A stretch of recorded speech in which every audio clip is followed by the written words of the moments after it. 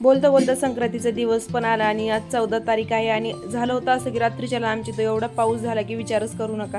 कारण थंडीमध्ये पण एवढा पाऊस झाला की कळतच नाही असं कसं काय झालं. आणि इथं पहा जेवढा पण मुरुम आमच्या दारासमोर होता सगळा असा एकदम भारी व्यवस्थित चोपलेला आहे. आणि दररोज ना आई लवकर उठत असते आणि तिचं रोजच्यासारखं आज पण एवढी छान तिने दारामध्ये रांगोळी काढली की काहीच सांगावं. आणि माझं ना रोजचं जे आहे तर ते मी 7 वाजल्याशिवाय तर उठत नाही. आणि झालं होतं असं की काल ना मस्त छान असा मस्का पाव आणला होता आणि एकदम टेस्टी लागत होता की काहीच सांगावं. खूप दिवसानंतर खाल्ला ना तर खूपच खाऊ वाटतं. आणि मग मस्त मस्का पाव वगैरे खाल्ला.